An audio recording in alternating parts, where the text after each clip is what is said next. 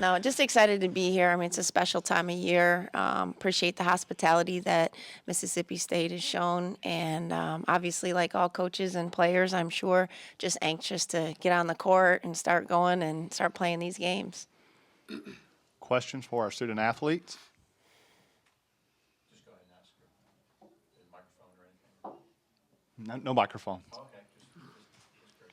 Can any of you guys talk about having to go on the road and unfortunately playing away from home for the first couple rounds and how you've talked about that, how you guys are treating that? I'll talk about it. Yeah, I mean, obviously it was kind of disappointing to not be able to play at home, but we're just excited to be here. And I think throughout the season we've had a lot of weeks, like we had a Warrior week where we've played a lot of games on the road, or we had a statement week. So, we're kind of used to adversity and just kind of fighting through things. So, we're just excited for the game tomorrow. Tori, just talk about the journey this year, getting to this point, the ebbs and flows of the season, and how it's been for you guys. Oh, I think like every year you have some ups and some downs. Different from year to year. Like last year, we were a little injury ridden, but this year it's been more about coming together as a team and playing with chemistry, stuff like that. But it's been exciting. We've had, like Jazz said, we've had some Warrior weeks and statement weeks where we've gotten through and we've been able to do what we wanted to do those weeks, and I think it kind of shows the character of our team. And when adversity comes, we're all ready for it. We don't shy away from things like that, and I think that is going to be a big advantage to us. Ariel, there's some kind of star power in this regional with you and Victoria Vivian, some of the good shot blocker. Belmont, I can't remember which one, but anyway, do you compare yourself to other players like that, or do you admire their game, or what do you? How does that? What's that like for you? I actually got the chance to meet Vivian this summer for the USA team, so I saw her play and actually, talked to her one-on-one. I mean, I really don't compare myself. I try to just play my game and, do the things that I know I can do well. But I'm excited about the whole thing and just being back in the NCAA tournament because, last year we weren't here, and now we have the ability to kind of make a good run. So I'm excited about those things. What do you think was the biggest difference for this team to play better this year? Just better players, or or just different team chemistry, things like that? What do you think? The fact that we do have a lot more players this year is a plus, but I think we have an all-around team now. Last year was a lot about me and Tori, and now they have to worry about Hines and Brandy also. So I think it's just leveling the team out, and now that we have a balance, I think we can make a better run, and I'm more confident in this team than last year's. Ariel, can you talk about that experience with the USA team and just what it was like, how you thought you stacked up, how you thought you compared, if you made an impression? I feel like I made an impression, especially because we won, the gold game. But it was fun from training camp to actually being on a team. It was just all about, kind of seeing what level I was at because of all the girls, their play. And then when it came to actually playing with the team, it was just a different feel, because those girls are like, I don't know how to explain it. It was just a great experience, I would say. Ariel, have won games different. You won a game like 114 to 106, and you've won some games in the 60s. Why is this team good at playing kind of both styles? I think the games that we went, like it was Minnesota and Ohio State, where we went over into 100. Coach wasn't really happy about that because she's all about defense. But the fact that we got the wins, I think, settled her a little bit. But I think it's all just getting the win. And a lot of times we knew we would have to score a lot more with Ohio State and Minnesota than some of the other teams, and we kind of just raised our level of competition, I think. Jasmine, you answered the question about the playing away from home, so I'll ask you about maybe having a group of fans or family members or merchants, minions, or whatever. Do you anticipate having any fans come from East Lansing and charter buses? I don't think we have any charter buses coming, but I think that we have a great fan base. Like, we have one of the best in the country and one of the best in Big Ten. So, I mean, no matter where we travel, we always have fans. And I know a lot of our families are trying to make the trip. So we can always count on them to be there. But I'm not really sure, I mean, who's all going to be here. But, I mean, I'm sure we'll have some fans in the stands. Jasmine, can you talk about the post and what y'all bring to the game? Your team? Yeah, I mean, I think this year we have a lot more depth, so that's definitely a plus because in years past we've only had, a couple post players because of injuries. But this year we have a lot more depth at every position, especially the post, which is really nice. And, we have a great freshman coming off the bench in Jenna Allen, and, she brings a lot of things to the table. But I think our posts are very different. Like, I mean, I'm more physical and more of a power post, and Jenna's more, she can, shoot mid-range, and she's a great passer. So I think that we're, pretty versatile at that position. So I think it's kind of a hard matchup for some teams.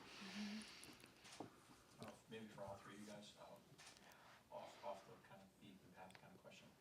First of all, where do you guys stand? Are you staying in Starkville or Columbus? And is there anything that you guys are going to eat that maybe you haven't since you're in the quote-unquote South? Maybe some barbecue or anything different that you're going to try? I'm not sure. I mean, I've never had Chick-fil-A, and everybody keeps I know. everybody keeps That's a problem. Yeah. That is going to change.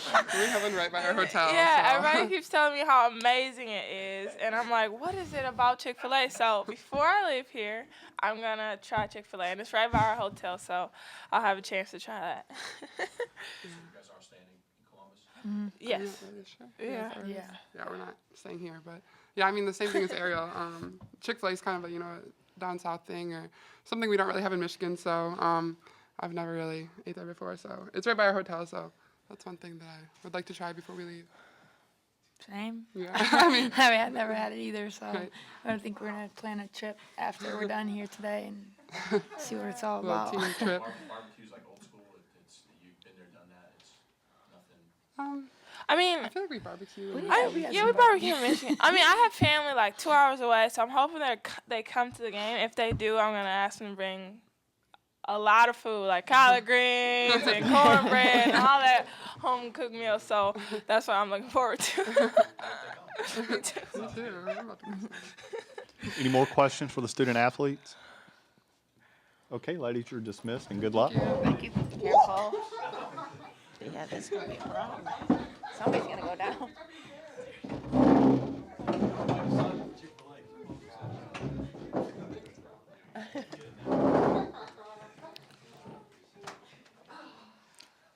Adam, all teams are staying in Columbus. So, yeah. Okay, questions for Coach Merchant? Can you address The Chick-fil-A problem? Be happy to. just in terms of hoping that you're going to have some people from East Lansing come, whether it be family members or fans, or and I want to copyright if you use Merchant Meat. We have Merchant Maniacs. Hasn't really taken off, so we might have to try the Minions. So I'll send you some royalty fees. Yeah, I mean, I'm sure it'll be more of our families, to be honest. It's a long trip, and our men play this exact same day at 2:45 in the Midwest. So I'm suspecting most of our fans, if there's crossover there, which there is a lot. Michigan State's a special place, and there's a lot of fans that are similar for a lot of our sports. So I don't think we'll have a huge contingency here. Didn't expect it, but the good thing is, as Jazz said, I mean, the Big Ten is one of the top conferences in attendance. So we've played in a lot of different venues that have been pretty hostile with a lot more opposing colors than our own. So we look forward to the opportunity to play in front of Mississippi State's fans, whether it be Friday and hopefully beyond. Coach, I like the same thing I asked Corey. Just talk about the ebbs and flows of the season, how you got to this point. Yeah, I mean, I think, it's been an interesting year. Like, I think every coach would sit up here and tell you the journey and watching kids develop and roles develop and things like that. The positive thing is, knock on wood, we haven't had any season-ending injuries that have, rocked the boat. Now, what we did have was after Ariel came off the USA games this summer, she had an Achilles issue. So, her numbers don't probably reflect what she's doing now, to be honest, mostly because she was grotesquely out of shape. When you have an injury like that for 4 straight months, she couldn't ride a bike, she couldn't get in a pool, she did nothing aerobically, didn't shoot a ball. And that, that is hard. She started playing the game again. We tried to play her a few minutes at a time, but it was just a tough situation. I mean, that was mid-November. And probably until mid-January, it took her to kind of get herself where she needed to get. So I think that maybe is part of the ebbs and flows a little bit too early on. Asking her to do too much too soon, probably not from an injury standpoint, but from an aerobic standpoint, probably needed a little more time off the court than on, and just trust her so much. You wanted her out there. So there was that. But I think I've really enjoyed watching this team come together. We have the pieces, sometimes they don't always happen at the same time. And when they do happen at the same time, it's pretty exciting, and it's an opportunity where both sides of the ball are working. But, the one thing is that I go in every day excited about this team. They are really good kids, really, really good kids that want to win. And I think we have some special kids out there that, really are excited about the opportunity to be here.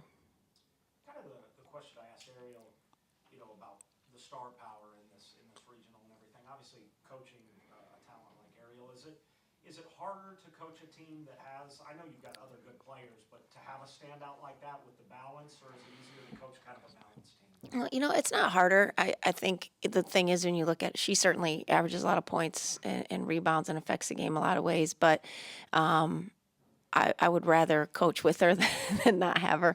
But we do have balance. We have 4 kids in double figures, and so that's a positive thing. In the past, sometimes when people have star power, it's just the one guy that can score or do it, and if they don't do it, there's really no other option. So I don't think that's the case with us, with Ariel. The thing that I don't really like about today's society is and I had this talk with her before the Big Ten tournament, and it's just the reality of constant information, the social media thing and the hype and this watch list and that watch list. And, that's part of the game on the men's side. The women's side is just what it is. And I think it's hard on some of those kids to handle that, to be honest. She does an amazing job. She's a humble kid and all of those things. I don't mean it in that way, but it can be a distraction, it's a lot of pressure, I think, sometimes on kids, and she does a good job of handling it, but sometimes living up to all of those things can be a distraction when you're just trying to focus on, guarding the ball screen, right? Or running the play, and all the fans in the stands are there to kind of see what you're all about. And that's a lot of pressure to be able to separate those two things and just focus on the task at hand. And I think it's hard for any 18 to 22-year-old kid. So to me, it's more about that. It's trying to put the blinders up and just focus on the moment that they're in. And, she does an amazing job with it. And I envy her in so many ways and respect her and a lot of the kids across the country that are put in those situations. And rightfully so. They've worked hard for it, and they are amazing talents. But sometimes living up to what everybody wants you to be is not an easy thing to handle. Can you address the Chick-fil-A? Oh, yes. Well, I had 8 nuggets this morning on my way into the meeting. And a large Diet Coke, so I'm very happy with Chick-fil-A. I've been there twice since I've been here. When Ariel told me that, and then Tori just said she hadn't had it, and Jazz, I'm blown away. I feel like I've done a disservice to my team. Now, everybody talks about this Dewey's place, Little Dewey's place, but I think we'll shy away from the spicy food and catfish and barbecue and just kind of focus on a few nuggets so we can be a little lighter on the court out there. But it is disappointing. But there was big news in our town. There's a Chick-fil-A coming to the other side of town soon. So it'll probably be part of their culture here at Michigan State. We'll add to the Chick-fil-A phenomenon. There's actually one coming to East Lansing. Yes, and the Belmont coach is a good friend of mine, and his wife used to work for Chick-fil-A when he was at Georgia. And he would always give me these certificates for free nuggets or whatnot on the road because we didn't have them. I was obsessed. So this morning, I just wanted to return the favor and brought him 8 nuggets into the medium event this morning just to thank him for opening, his opportunity with his wife's impact on getting some free food from Chick-fil-A. So it's quite a it transcends more than just Michigan State. It's now into Belmont. I mean, it's part of their fabric. I hope you ask him about the Chick-fil-A. It was, well, I mean, it did feed his family and put a roof over his head at one time. So it's all good, right? Do you think that there's anything the NCAA could do when it announces a bracket and it awards you a 4 seed and it awards another team a 5 seed to make sure that you get your just reward as a 4 seed and play closer to home when you get that seed? Yeah, I mean, I think the 30-mile radius thing is a little difficult when you're looking at a venue of a statute like this in terms of whatnot of people and fans. It has to be bigger than 30 miles. I mean, that's, especially, some places, it's just not possible. The only thing you have is your university. If they could expand that, maybe I'm the only women's college coach in the country, but I'll go on record in saying that I don't think first and second rounds or any round should be on anybody's campuses. I personally don't. The men don't do that. I don't think we should do that. I think if it's all about atmosphere and fans, you don't work that hard all season long to go play on someone's home floor.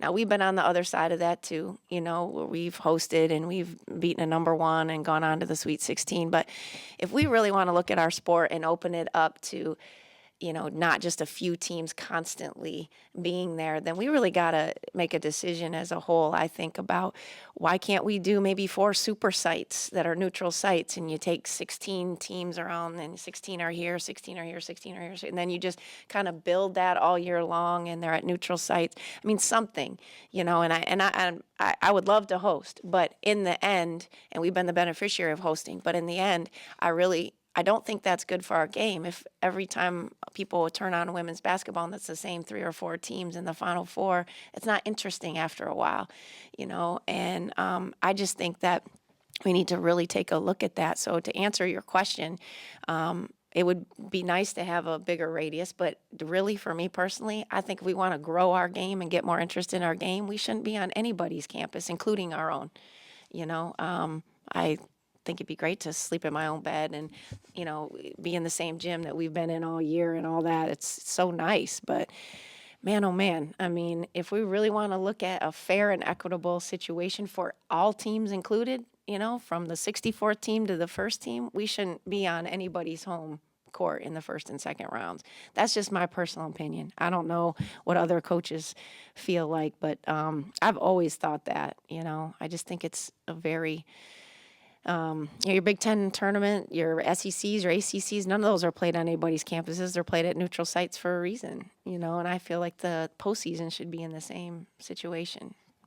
If memory serves, the NCAA tried something like that a few years ago and then recently went back to the Yeah. sites.